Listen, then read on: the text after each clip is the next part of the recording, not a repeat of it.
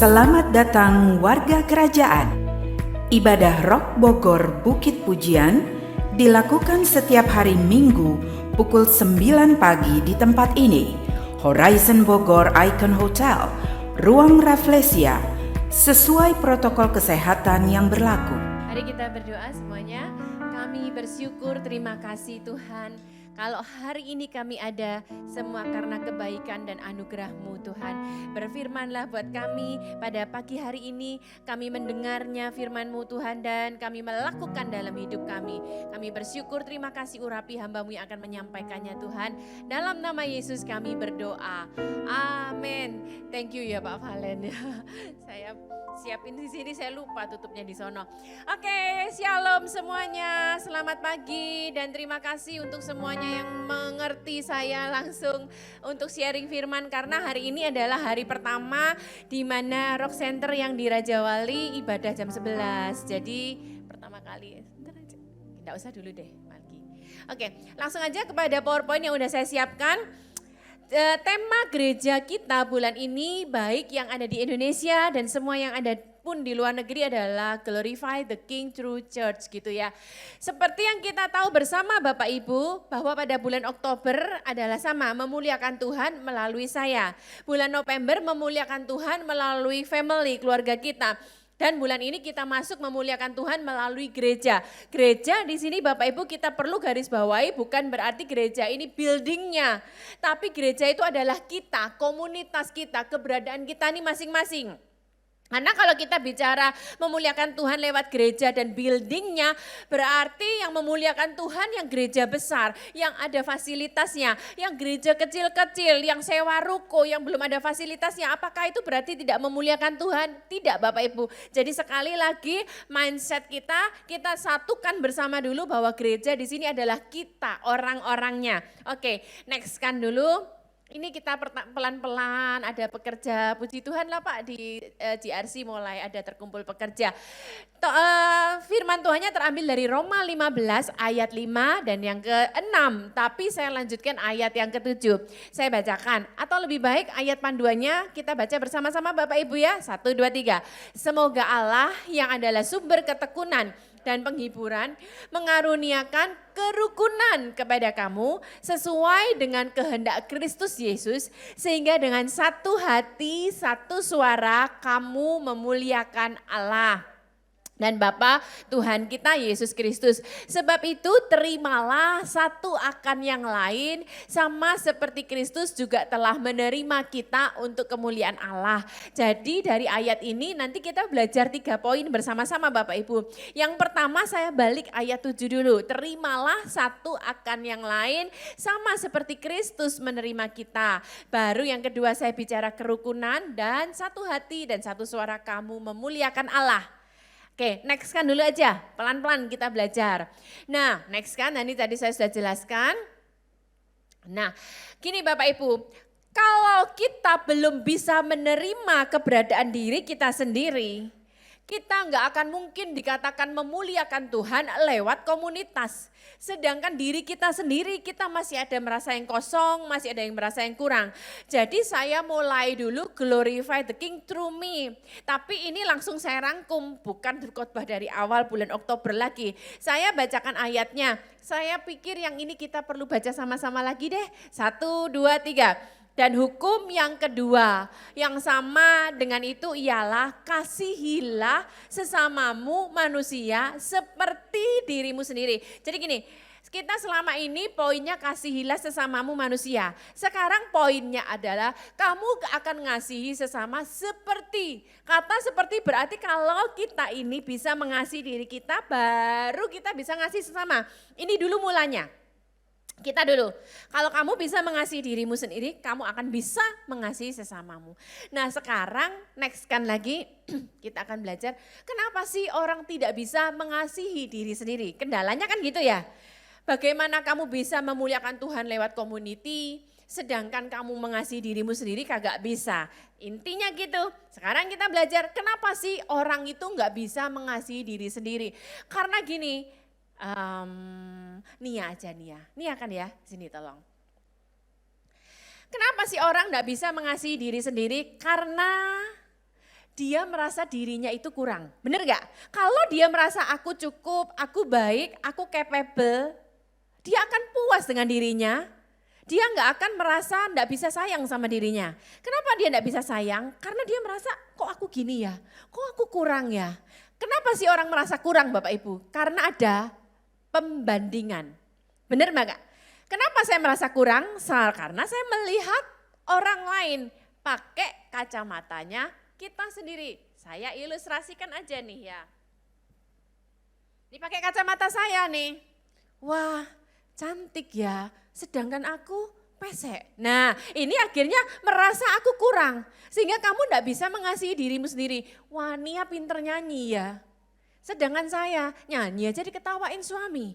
Gara-gara saya fales Bapak Ibu. Kalau Pak Ronin pindah ke suara 2, pindah ke suara 3, saya ikut meliut-meliut nyanyi saya. Saya akan bandingkan, kok Nia pinter nyanyi, kok saya seperti ini. Oke, thank you Nia ya. Nah, selama saya pakai kacamata ngukur membandingkan orang dengan diri saya dengan orang lain, saya nggak akan bisa mengasihi diri saya karena saya melihat kelebihan orang lain. Sama juga gini Bapak Ibu, ini kan saya bicara fisik, terus bicara tentang keberadaan, bicara tentang kemampuan, oh Riani hebat ya, Riani bisa ini itu semuanya. Oh keberadaan, kamu lahir dari orang kaya, kamu lahir dari suku bangsa ini. Iya aja, aku lahir dari suku bangsa di mana aku kurang ini bla bla bla bla. Itu semua menjadi pembandingan. Perhatikan Bapak Ibu, kenapa sih seseorang tidak bisa mengasihi diri sendiri? Karena dia bukan fokusnya kepada dirinya, dia melihat kelebihan orang lain sebagai pembandingan, sebagai bahan iri hati. Selama kita membandingkan diri kita dengan kelebihan orang lain, kita tidak akan pernah bisa mengasihi diri kita sendiri.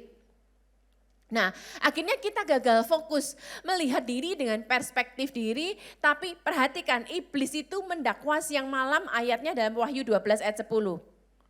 Dia mendakwa siang dan malam, emang kamu, siapa yang mau lihat kamu? Kamu cuma lulus SMA, siapa yang mau lihat kamu? Kamu gak bisa apa-apa, tuh lihat pinter masak, tuh lihat pinter bisnis. Nah, setiap orang, perhatikan Bapak Ibu ya, punya titik sensitif yang kecenderungan iblis itu banding-bandingkan kamu. Sekarang kita waspada di situ. Ada physically, ada bisnis, yang Pak Happy bisnis nih, tanpa sadar manusiawi kita berpikir, oh sana bisnisnya hebat. Kalau kami, saya enggak bisa dipungkirin, kita pendeta, hamba Tuhan. Iblis tuh seringkali apa? Munculkan dalam pikiran kita, gereja sana tuh jemaatnya banyak, gereja sana tuh fasilitasnya, gereja sana tuh manajemennya hebat. Itu ada terpikir, selama saya terus melihat gereja lain dengan kacamata saya, maka saya akan melihat kekurangan saya. Iri hati saya. Perhatikan Bapak Ibu ya. Nah termasuk karya kita nggak akan bisa maksimal selama kita melihat pola atau melihat idola orang lain itu kita paksakan jadi patron kita. Kita nggak akan bisa Bapak Ibu. Nah kita perlu tahu di matanya kita ini spesial. Ciptaan yang luar biasa. Nah minta tolong Riani. Riani sekarang jadi Tuhan nih. Ini mic nyala nggak ya? Sekarang Riani jadi Tuhan, saya akan melihat aku kurang, aku enggak bisa nyanyi, oh aku enggak tinggi juga, terus aku pas-pasan, oh aku seperti ini. Jadi akhirnya saya enggak bisa mengasihi diri sendiri. Perhatikan, Tuhan bilang berbeda tentang saya. Coba sekarang kamu jadi Tuhan, hak saya, rangkul saya, dia bilang, ngomong tentang saya. Nggak usah pakai ibu ya kalau Tuhan. Iya, kamu aja. Nancy, kamu itu harus percaya diri.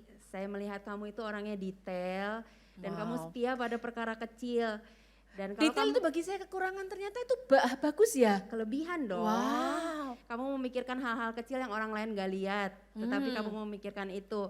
Dan kalau kamu setia pada hal kecil, maka kamu akan setia juga kepada hal besar. Jadi saya melihat itu potensi kesetiaan dalam diri Nancy itu besar.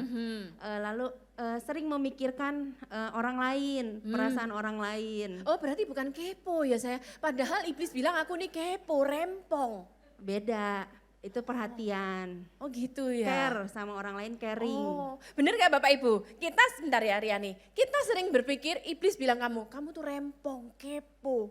Apalagi kalau orang bilang kamu tuh remah. Tapi kita lihat dari perspektifnya Tuhan. Saya berpikir saya rempong kepo, tapi ternyata Tuhan bilang enggak loh.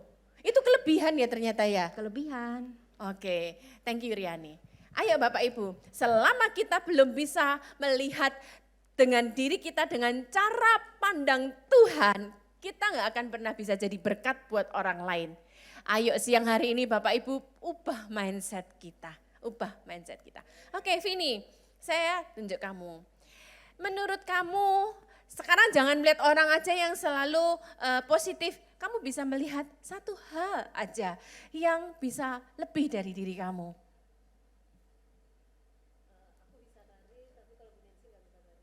Oke, kamu bisa nari, enggak apa-apa, tapi bukan kaloknya, enggak usah dibandingin aja, enggak apa-apa. Kamu bisa menari, menyanyi. Bu Ailing. Nah, Ibu Ailing suka ngajar anak-anak kecil. Kalau saya lihat anak kecil sudah mulai, saya sudah gini. Itu kelebihan ibu yang tidak ada pada saya. Ayo Bapak Ibu sekarang kita jangan melihat lagi itu sebagai suatu kekurangan. Sekarang pagi ini kita belajar melihat diri kita. Kita itu sesuatu yang spesial yang Tuhan berikan masing-masing kita. Kita jangan mengidolakan orang lain jadi pola buat kita tidak belajar dari orang lain itu boleh. Never stop learning, if you stop learning you stop growing. Tapi bukan orang itu menjadi pola kita. Idola kita tetap Tuhan di dalam kita, kamu luar biasa. Oke, next kan lagi. Nah, ini saya tadi di mobil sambil jalan, siapin lagi. Ini ayat bagus buat setiap kita Bapak Ibu. Yuk kita baca Amsal 14 ayat yang ke-30 bersama-sama. 1, 2, 3.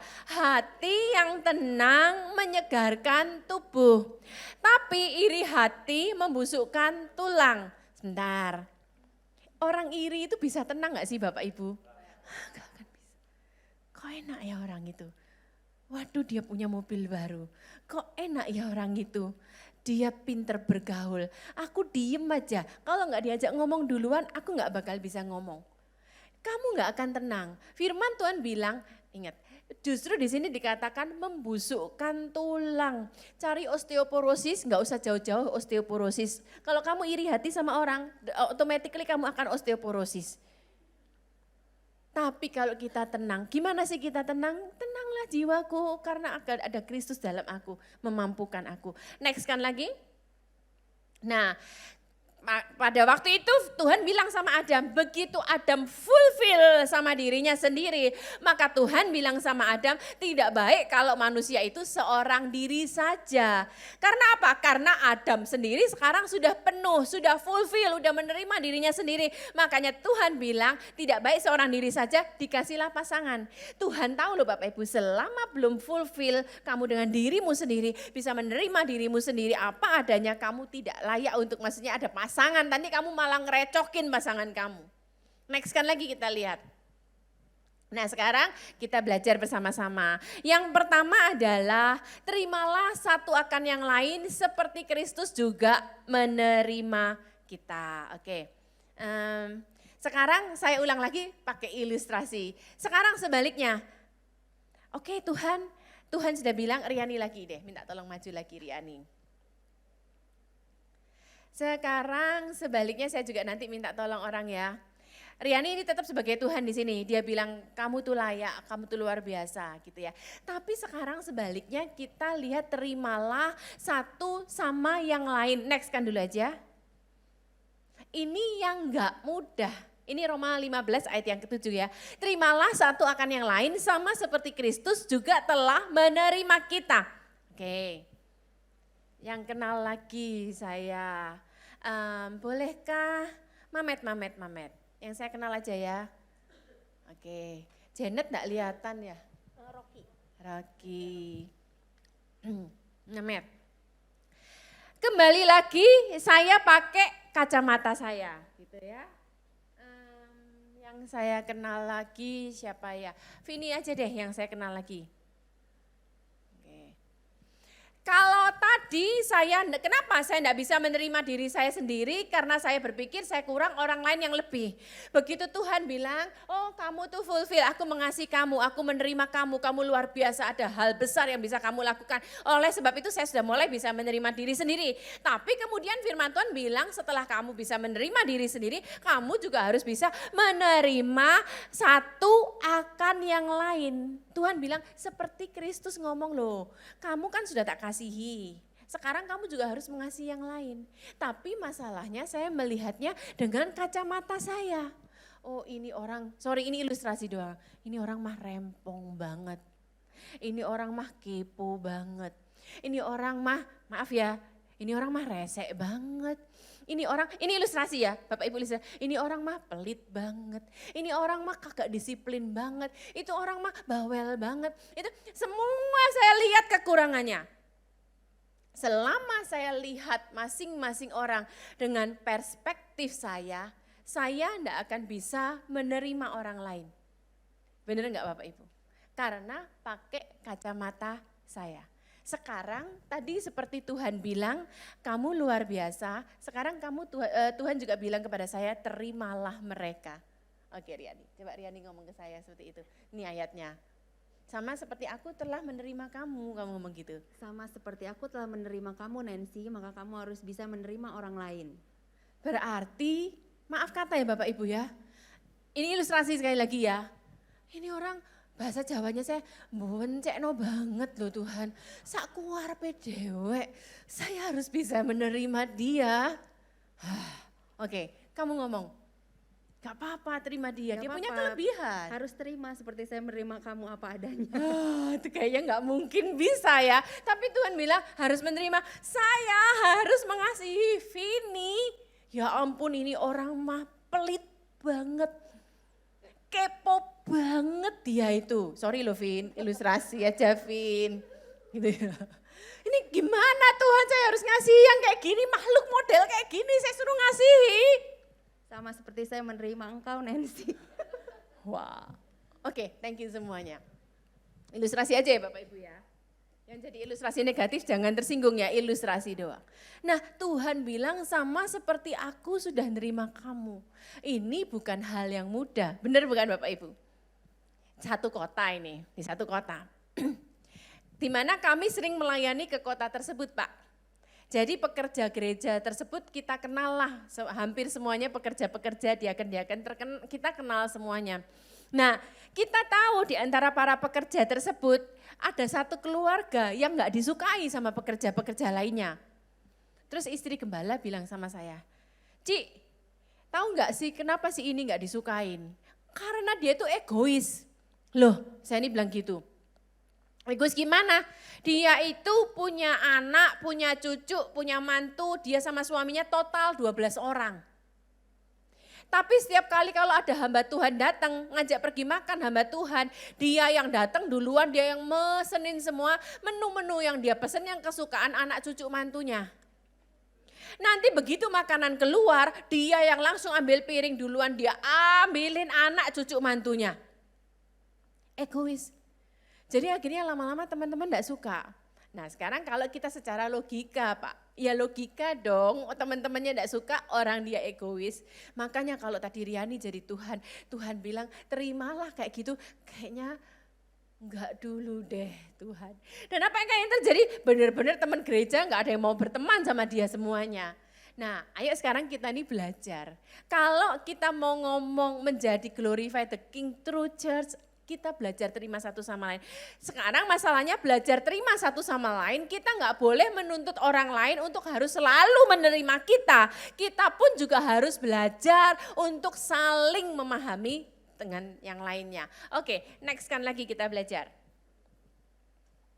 Oke, nah sekarang yang kedua adalah, jadi yang pertama kita menerima diri kita sendiri. Pakai perspektifnya Tuhan, bahwa kita tuh luar biasa. Nah setelah itu apa? Kita menerima satu sama yang lain.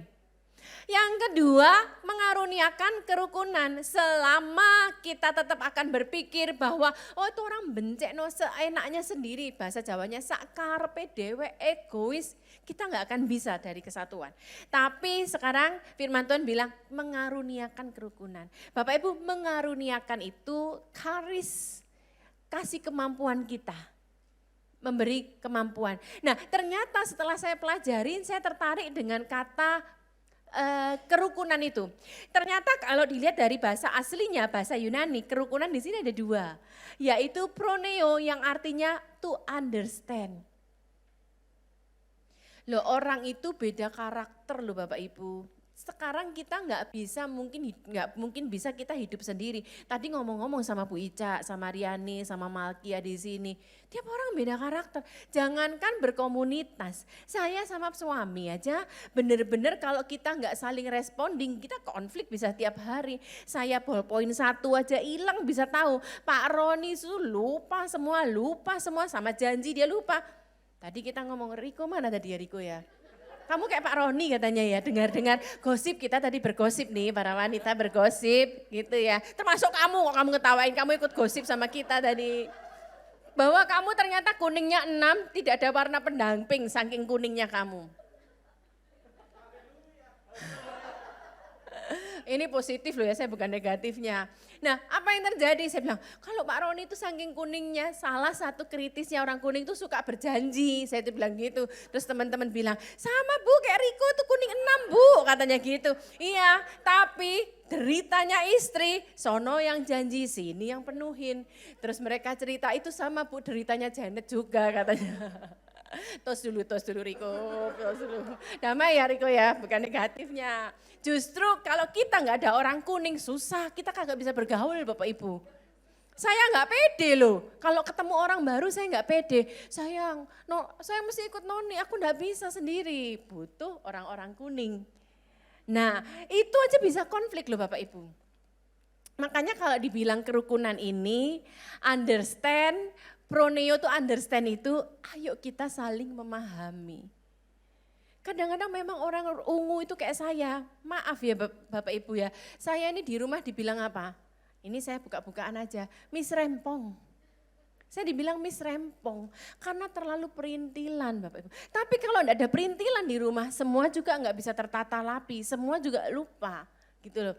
Nah makanya sekarang kalau kita bicara tentang mengaruniakan kerukunan itu saling memahami. Kalau Vini apa ya Vini ya kira-kira? Merah. Ibu Ica juga merah, orangnya tegas, visioner. Nah kadang-kadang ketemu orang hijau, aduh orang ini kok seperti ini, slow dulu lah, tenang dulu, hidup tuh dinikmati. Jangan terlalu hidup dipaksa-paksa seperti itu. Nah sekarang kita ayo saling memahami. Bicara tentang gereja, bicara tentang komunitas itu adalah prinsip utamanya saling. Katakan sama-sama kiri kanan, saling. Saya enggak bisa nuntut Riani, harus Riani terus memahami saya. Saya ini orang umuri, kamu harus paham saya ini gini ya gini, saya ini memang detail, saya ini memang rempong. Saya enggak bisa ngomong ke Riko kayak gitu, kamu harus ngerti saya, stres Riko Bapak Ibu. Nuruti saya, dia stres. Tapi saya nuruti orang kuning kayak Riko, saya juga stres. Sama-sama stres, tapi ayo saling memahami. Kayak saya sama Pak Roni, ya sudahlah. Saya itu tadi gini ya, sudahlah nih, kamu jangan terlalu nih, ya udah saya mulai responding gitu ya. Tapi saya juga bilang sama Pak Roni, ayo sekarang kamu belajar. Sekarang jadi dosen, mau nggak mau belajar ungunya dinaikkan. Ayo kita bicara community, kita harus bicara saling memahami, saling mengerti, saling menerima. Oke, next kan lagi. Nah, ingat ya, sama-sama katakan Bapak Ibu, prinsip komunitas adalah saling. Sekaya apapun Bapak Ibu tidak akan bisa hidup sendiri. Bapak Ibu tetap membutuhkan pertolongan, kekuatan daripada orang lain. Ayo, pada waktu COVID kemarin zamannya Delta, kita dengar kan orang yang begitu kaya pun dia tidak bisa mengandalkan kekayaan, kalau sudah waktunya meninggal ya meninggal. Siapa yang bantu kasih oksigen? Siapa yang bantu kirim ke rumah sakit? Siapa yang bantu kasih avigan? Semua butuh orang lain. Jadi kalau kita bicara glorify the King through church, saling memahami, saling membutuhkan, saling menguatkan. Terakhir, next kan, prinsip yang paling akhir. Satu hati, satu suara memuliakan Tuhan. Ingatnya ya, terima dulu. Yang kedua rukun bicara, saling memahami. Yang terakhir adalah sekarang kita sama-sama kalau satu hati, satu suara baru bisa memuliakan Tuhan. Nah ini saya pakai ilustrasi Bapak Ibu, karena bisa jelas ya kalau ilustrasi. Saya bacakan dulu. Dalam Markus 2 ayat-ayat tersebut, Bapak Ibu tahu kan ceritanya orang lumpuh yang dia digotong sama teman-temannya karena di rumah tersebut sudah terlalu penuh seseorang sehingga ini orang nggak bisa jalan sendiri karena kondisinya lumpuh. Nggak mungkin dia bisa terima kesembuhan kalau tanpa bantuan teman-temannya. Saya bacakan dulu. Riko, kamu kan kuning, kumpulkan 4 orang lagi bersama kamu jadi 5 dengan kamu Riko. Sembari saya baca ayatnya. Ya, tambah kamu 5, tapi kumpulkan 4 anak muda semua. Satunya Malkia deh. Saya bacakan ya, ada orang-orang datang membawa kepadanya seorang lumpuh. Malkia 1, kamu duduk 1, tambah lagi 3 orang, cari di belakang boleh dah. Boleh. Gini jangan, oke, kamu jadi orang lumpuhnya aja yang kecil ya. Yang cari orang yang lumayan gede untuk ngangkat kamu. Malkia orang lumpuhnya. Kalau Malkia jadi orang lumpuhnya, kagak peragaan nanti yang ngangkat gempor semua, Bu Aling. Oke, next kan saya bacakan dulu. Ada orang-orang yang datang membawa kepadanya seorang lumpuh. Oke deh dicari dulu dah karena semua masih pada tolah-toleh. Ayo. Oh iya Pak Happy. Ya pas. Maju dulu. Betul, 5 kan? 1 lumpuh 4 orang. Kenapa kok aduh, ada yang sakit? Ada orang-orang datang membawa kepadanya seorang lumpuh. Ayo sama-sama baca Bapak Ibu, digotong. Ngapain orang amat sih, ngapain gotong-gotong orang? Lu yang lumpuh, lu yang sakit, lu urus-urusan, lu gua sehat, gua penuh ngapain? Gua urus-urusan sama lu. Bener gak Bapak Ibu? Tapi selama kamu punya pola pikir kayak gitu, kamu tidak akan memuliakan Tuhan dengan gereja, dengan komunitas. Justru nanti kita lihat endingnya apa yang terjadi, dia gotong loh, susah-susah, berat-berat. Dan apakah yang terjadi kalau cuman gotong sampai di depan pintu rumah orang itu kagak apa-apa. Tapi firman Tuhan berkata, tetapi mereka tidak dapat membawanya kepadanya karena orang banyak itu. Yuk baca sama-sama yang merah, 1, 2, 3. Lalu mereka membuka atap yang di atasnya, berarti nih, 1, 2, 3, 4 cari akal Pak. Gimana cara buka atapnya? Kamu yang di sini, kamu yang lumpuh. Ya tidur. Ini kesempatan ngerjain Riko orang kuning ya, biar tahu rasa orang kuningnya ya. Nah, oke. Gimana? Sekarang cari akal dulu Pak. Cari akal dulu. Gimana cara buka atapnya? 4-4-nya naik. 1 manjat. Setelah manjat sampai atas, buka atapnya, turun lagi. Kalau turun lagi, sampai naikkan ke atas. Iya. Ayo, cari akal nih, cari akal.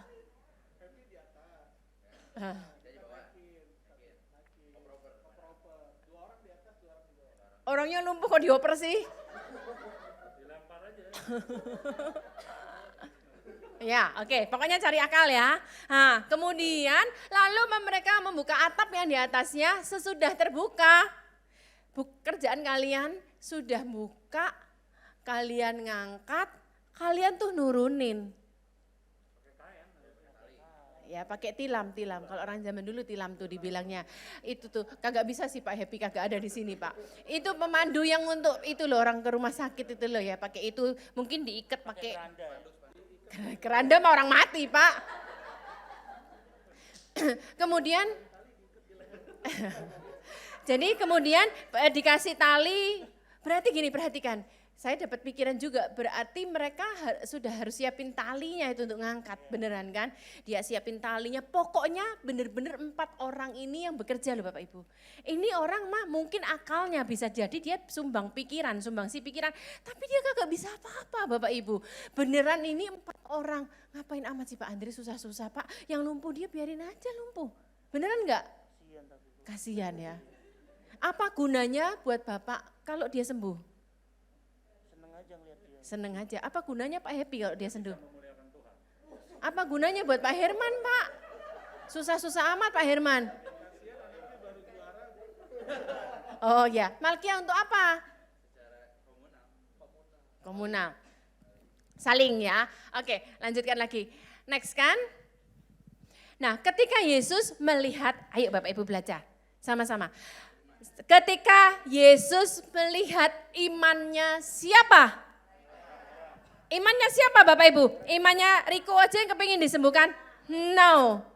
Imannya mereka. Sementara mereka memikirkan akal bagaimana cara menaikkan. Mereka punya iman dong. Sekarang gini, kalau Bapak nggak punya iman, ngapain amat sih buka gentengnya rumah, habis itu naik kan berarti Bapak punya pikiran kalau dia ketemu Yesus dia sembuh. Betul kan? Punya iman kan? Jadi Tuhan bilang ketika Yesus melihat iman komunal. Nah ini bahasanya Malkia. Iman mereka, apa yang terjadi? Berkatalah ia kepada orang lumpuh itu. Ngomongnya ke si lumpuh, tapi imannya iman bersama.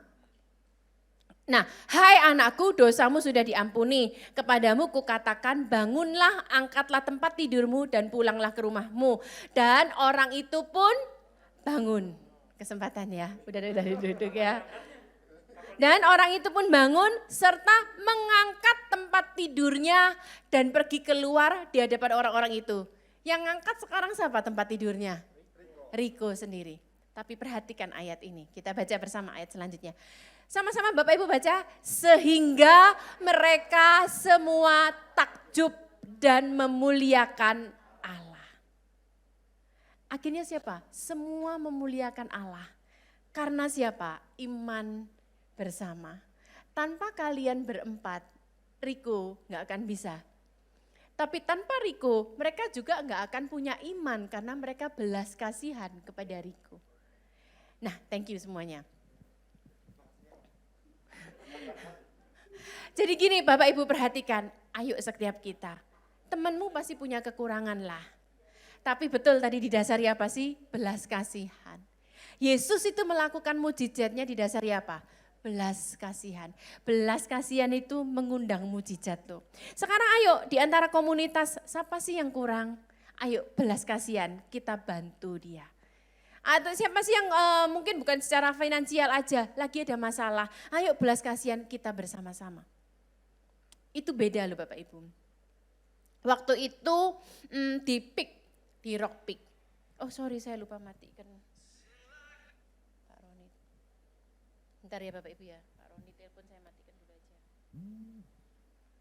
Nah pada waktu itu di Rock Peak sekitar 8 tahun yang lalu, berarti 2014. Ada pekerja gereja terdeteksi kanker usus stadium 3B. Waduh namanya orang dideteksi seperti itu kan langsung down. Apa yang terjadi? Dia periksa, dia memutuskan pergi ke Pineng untuk operasi. Siapa yang ikut? Bukan hanya istrinya. Dalam kondisi seperti itu, istri juga bingung gitu loh. Beli obat di mana sendiri?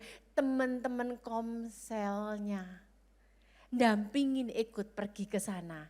Pergi ke Pineng, beliin obatnya, anterin ke hotelnya, semuanya. Sampai akhirnya dia ngalami pemulihan. Sekarang 8 tahun berjalan dan puji Tuhan dia sehat. Kalau Bapak Ibu tahu Pak Hendro yang di PIK itu puji Tuhan itu komsel yang saling membantu. Ayo Bapak Ibu, nama Tuhan dimuliakan karena apa? Komunitas belas kasihan, saling menguatkan, saling menolong, saling membantu. Jadi ayo glorify the King True Church sekarang. Memang Tuhan bisa lewat kehidupan, kesaksian masing-masing kita pribadi. Tapi enggak kebetulan, saya ini pada waktu nyiapin gini, saya bilang sama Pak Roning, saya ini loh akhir tahun. Apalagi di Bogor, saya enggak ke Bogor lagi. Kayaknya aku kepingin khotbah bicara tentang menguatkan, kasih pengharapan deh. Tapi saya pikir-pikir enggak apa-apa sih, aku juga siapin ini aja. Saya mau tekankan gini loh Bapak Ibu. tahun depan nih, orang bilang tahun apa? Resesi, tahun gelap, tahun Ibu Sri Mulyani bilang tahun resesi bukan abal-abal loh ya. Dibilang semua barang naik, ditahan. Sekarang beli telur juga naik, beli beras juga naik, sekarang semua naik. Nih ya, bukan berarti kalau kamu percaya Tuhan, kamu enggak kena dampak resesi. Semua kita kena dampak inflasi loh. Emang kamu beli bawang merah, bawang putih masih cuma 10.000 1 kilo. Kagak kali kamu bukan bertani sendiri. Kita ngalamin itu semua. Orang bilang wah begini begitu.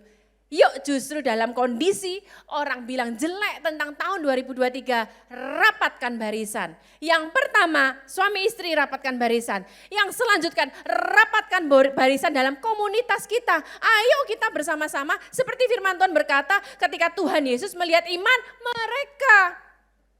Tuhan buat mujizat, ayo sekarang di Rock Bogor, sekarang iman bersama-sama, saling menolong, saling berbelas kasihan. Nah saya tutup paling akhir ini. Ini di luar tema ini, tapi saya rindu, ini kan saya terakhir ke Bogor di tahun ini. Next kan tolong. Nah seharusnya nanti PR buat Bapak Ibu semuanya di rumah ya, baca semuanya full ayatnya, tapi yuk saya bacakan yang saya anggap untuk setiap kita, tapi lengkap baca di rumah. Yuk kita baca sama-sama, 1, 2, 3. Haleluya, berbahagialah orang yang takut akan Tuhan, yang sangat suka kepada perintahnya. Sebentar, nanti ayatnya dikatakan anak cucunya akan perkasa di bumi, angkatan orang benar diberkati, kebajikannya tetap untuk selamanya, harta benda di rumahnya. Itu baca Bapak Ibu di rumah. Di tengah orang bilang masa gelap, masa resesi, masa jurang, orang terus memberitakan kabar-kabar gak enak, kabar celaka, pegang firman Tuhan Bapak Ibu. Yuk sekarang rapatkan barisan dalam satu komunitas. Lanjutkan lagi, ia tidak takut kepada kabar celaka. Hatinya tetap penuh kepercayaan kepada Tuhan. Hatinya teguh, ia tidak takut sehingga ia memandang rendah para lawannya. Ayo Bapak Ibu, ayat ini sebentar, ayat ini saya dapat, saya rindu mau kasih Bapak Ibu. Walaupun ini di luar glorify the King True Church ya Bapak Ibu, tapi saya rindu kasih ini. Ayo hatinya tetap, jangan takut kabar celaka. Bapak Ibu oke, COVID sudah berhenti. Belum berhenti ya Pak Valen ya, akan terus to be continue, seri apa lagi.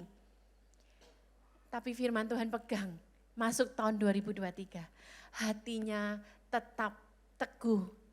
Tidak takut mendengar kabar celaka. Saya pikir yuk kita baca yang saya kasih merah bersama-sama yuk kita ulang dari depan. 1, 2, 3. Ia tidak takut kepada kabar celaka.